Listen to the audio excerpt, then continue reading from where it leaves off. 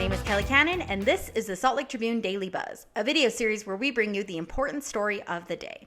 So after a winter of heavy and persistent snow, the weather doesn't seem to be slowing down as we are well into spring.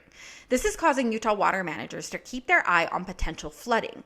Most have their focus on about mid-April, which is when spring runoff is expected to be much stronger, but everything hinges on whether or not warmer spring temperatures will happen gradually or all at once. So what is the flood watch as of now? Let's start with southern Utah.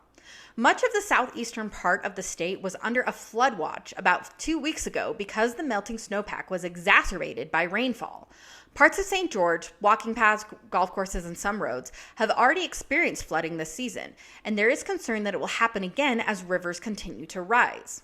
Now, Jason Whipple, the Washington County's Emergency Services Director, said that the county's reservoirs are already at capacity and letting out as much water as possible to make room for more snow melt and more precipitation.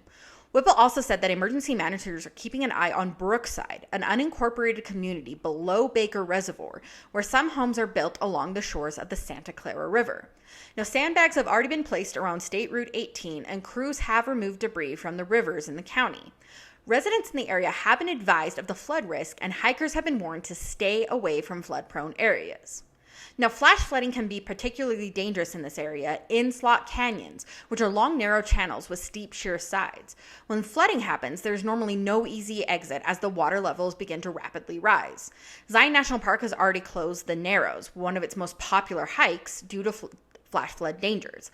Last year, a 29-year-old woman was killed after she was swept away in a flash flood while hiking the Narrows. So what about northern Utah? So Tribune, a city in Box Elder County, had some issues about 2 weeks ago with a handful of neighborhoods flooding after the snow melted off a nearby field. Paul Fulgham, the public works director for Tribune, said he didn't know if any properties were damaged, but the brief flooding required sandbags to protect homes and pumps were used to get the water out. He said the Malad River was running above flood stage about 2 weeks ago before it was lowered on March 17th. Fulgham believes that this runoff will likely be the only one this spring because while the Bear River runs near the town, its flow can often be controlled using the Cutler Reservoir. Now, elsewhere in northern Utah, temperatures are mostly staying near freezing, meaning the mountain snow hasn't melted and the current runoff is in its early stages. Nathan Doggs, manager of the Cache Water District, said they haven't experienced much runoff, but that will likely change in the coming weeks.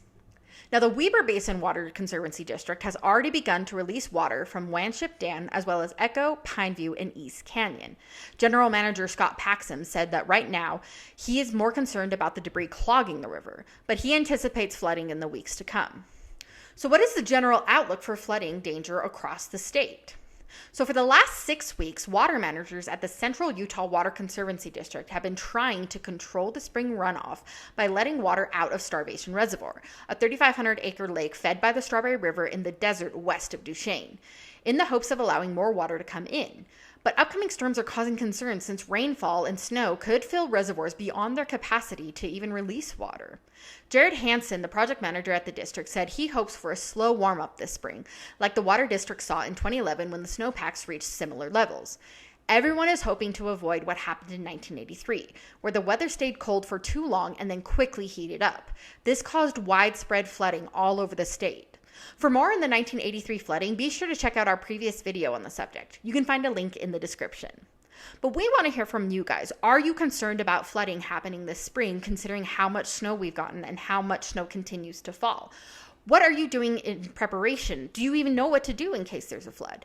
Be sure to comment below, or you can tweet us at SLTrib.